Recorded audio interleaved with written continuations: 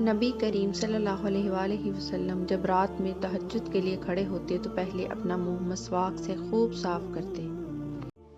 عبداللہ بن عمر رضی اللہ عنہ نے فرمایا، ایک شخص نے دریافت کیا، یا رسول اللہ صلی اللہ علیہ وآلہ وسلم، رات کی نماز کس طرح پڑھی جائے؟ آپ صلی اللہ علیہ وآلہ وسلم نے فرمایا، 2 رکعت، اور جب طلوع صبح ہونے کا اندیشہ ہو تو 1 رکعت وتر پڑھ کر اپنی ساری نماز کو طاق بنا لے۔ نبی کریم صلی اللہ علیہ وآلہ وسلم کی رات کی نماز 13 رکعت ہوتی تھی۔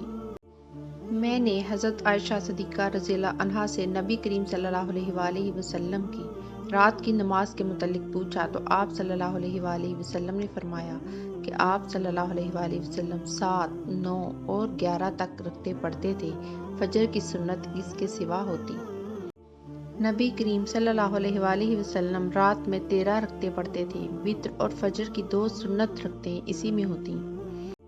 رسول اللہ صلی اللہ علیہ وآلہ وسلم کسی مہینہ میں روزہ نہ رکھتے تو ایسا معلوم ہوتا کہ اب آپ صلی اللہ علیہ وآلہ وسلم اس مہینہ میں روزہ ہی نہیں رکھیں گے، اور اگر کسی مہینہ میں روزہ رکھنا شروع کرتے تو خیال ہوتا کہ اب آپ صلی اللہ علیہ وآلہ وسلم کا اس مہینے کا ایک دن بھی بغیر روزے کے نہیں رہ جائے گا۔ اور رات کو نماز تو ایسے پڑھتے تھے کہ تم جب چاہتے آپ صلی اللہ علیہ وآلہ وسلم کو نماز پڑھتے دیکھ لیتے اور جب چاہتے سوتا دیکھ لیتے۔ رسول کریم صلی اللہ علیہ وآلہ وسلم نے فرمایا کہ شیطان آدمی کے سر کے پیچھے رات میں سوتے وقت 3 گرہیں لگا دیتا ہے اور ہر گرہ پر یہ افسون پھونک دیتا ہے کہ سو جا، ابھی رات بہت باقی ہے۔ پھر اگر کوئی بیدار ہو کر اللہ کی یاد کرنے لگا تو ایک گرہ کھل جاتی ہے، پھر جب وضو کرتا ہے تو دوسری گرہ کھل جاتی ہے، پھر اگر نماز فرض یا نفل پڑھے تو تیسری گرہ بھی کھل جاتی ہے۔ اس طرح صبح کے وقت آدمی چاق و چوبند خوش مزاج رہتا ہے، ورنہ سست اور بد باطن رہتا ہے۔ ان سے نبی کریم صلی اللہ علیہ وآلہ وسلم نے خواب بیان کرتے ہوئے فرمایا کہ جس کا سر پتھر سے کچلا جا رہا تھا وہ قرآن کا حافظ تھا، مگر وہ قرآن سے غافل ہو گیا تھا اور فرض نماز پڑھے بغیر سو جایا کرتا تھا۔ نبی کریم صلی اللہ علیہ وآلہ وسلم کے سامنے ایک شخص کا ذکر آیا کہ وہ صبح تک پڑا سوتا رہا اور فرض نماز کے لیے بھی نہیں اٹھا۔ اس پر آپ صلی اللہ علیہ وآلہ وسلم نے فرمایا کہ شیطان نے اس کے کان میں پیشاب کر دیا ہے۔ رسول اللہ صلی اللہ علیہ وآلہ وسلم نے فرمایا کہ ہمارا پروردگار بلند برکت والا ہے، ہر رات کو اس وقت آسمان دنیا پر آتا ہے جب رات کا آخری تہائی حصہ رہ جاتا ہے۔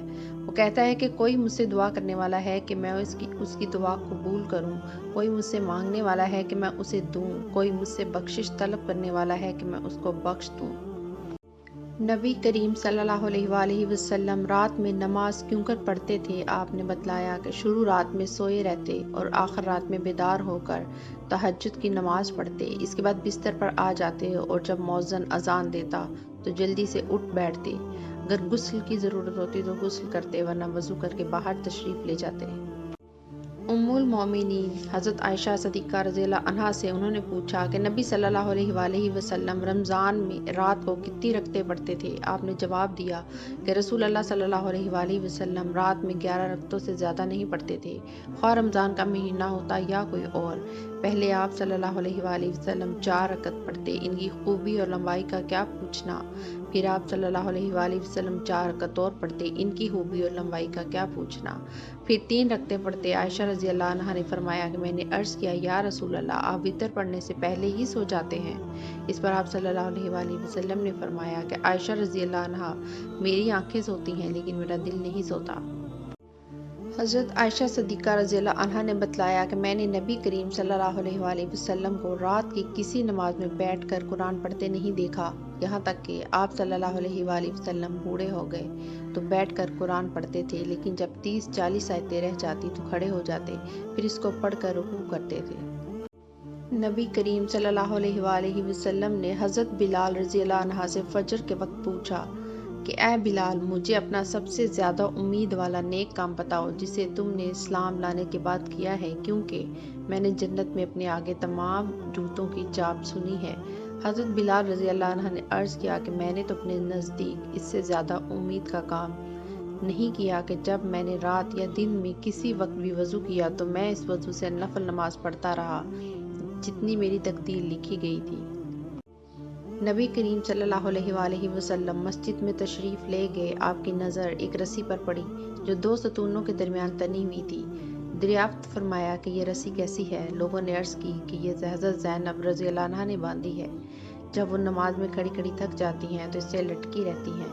نبی کریم صلی اللہ علیہ وآلہ وسلم نے فرمایا کہ نہیں، یہ رسی نہیں ہونی چاہیے، اسے کھول ڈالو۔ تم میں ہر شخص کو چاہیے جب تک دل لگے نماز پڑھے، تھک جائے تو بیٹھ جائے۔ میرے پاس بنو اسد کی ایک عورت بیٹھی تھی۔ نبی کریم صلی اللہ علیہ وآلہ وسلم تشریف لائے تو ان کے متعلق پوچھا کہ یہ کون ہے؟ میں نے کہا کہ یہ فلاں خاتون ہیں جو رات بھر نہیں سوتی۔ ان کی نماز کا آپ صلی اللہ علیہ وآلہ وسلم کے سامنے ذکر کیا گیا، لیکن آپ صلی اللہ علیہ وآلہ وسلم نے فرمایا کہ بس تمہیں صرف اتنا ہی عمل کرنا چاہیے جتنا کہ تم میں طاقت ہو، کیونکہ اللہ تعالیٰ تو ثواب دینے سے تھکتا ہی نہیں، تم ہی عمل کرتے کرتے تھک جاؤ گے۔ رسول اللہ صلی اللہ علیہ وآلہ وسلم نے فرمایا، اے عبداللہ، فلاں کی طرح نہ ہو جانا، وہ رات میں عبادت کرتا تھا پھر چھوڑ دی۔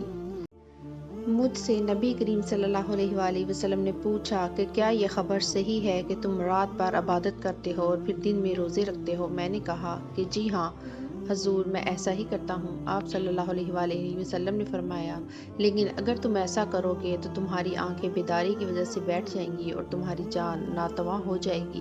یہ جان لو کہ تم پر تمہارے نفس کا بھی حق ہے اور بیوی بچوں کا بھی، اس لیے کبھی روزہ بھی رکھو اور کبھی بلا روزے کے بھی رہو، عبادت بھی کرو اور سو بھی۔ نبی کریم صلی اللہ علیہ وآلہ وسلم نے فرمایا، جو شخص رات کو بیدار ہو کر یہ دعا پڑھے، ترجمہ: اللہ کے سوا کوئی معبود نہیں، وہ اکیلا ہے، اس کا کوئی شریک نہیں، مالک اسی کے لیے ہے اور تمام تعریفیں بھی اسی کے لیے ہیں اور وہ ہر چیز پر قادر ہے۔ تمام تعریفیں اللہ ہی کے لیے ہیں، اللہ کی ذات پاک ہے، اللہ کے سوا کوئی معبود نہیں اور اللہ سب سے بڑا ہے۔ اللہ کی مدد کے بغیر نہ کسی گناہوں سے بچنے کی طاقت ہے، نہ نیکی کرنے کی ہمت۔ پھر یہ پڑھے، ترجمہ: اے اللہ میری مغفرت فرما، یا یہ کہا کہ کوئی دعا کرے تو اس کی دعا قبول ہوتی ہے، پھر اگر میں نے وضو کیا اور نماز پڑھی تو نماز بھی قبول ہوتی ہے۔ تمہارے بھائی نے اپنے نعتیہ اشعار میں یہ کوئی غلط بات نہیں کہی۔ آپ کی مراد عبداللہ بن رواحہ رضی اللہ عنہ اور ان کے اشعار سے تھی، جن کا ترجمہ یہ ہے: ہم میں اللہ کے رسول موجود ہیں جو اس کتاب اس وقت ہمیں سناتے ہیں جب فجر طلوع ہوتی ہے، ہم تو اندھے تھے، آپ صلی اللہ علیہ وآلہ وسلم نے ہمیں گمراہی سے نکال کر صحیح راستہ دکھایا۔ ان کی باتیں اس قدر یقینی ہیں جو ہمارے دلوں کے اندر جا کر بیٹھ جاتی ہیں، اور جو کچھ آپ صلی اللہ علیہ وآلہ وسلم نے فرمایا وہ ضرور واقعہ ہوگا۔ آپ صلی اللہ علیہ وآلہ وسلم رات بستر سے اپنے کو الگ کر کر گزارتے ہیں جبکہ مشرکوں سے ان کے بستر بوجھل ہو رہے ہوتے ہیں۔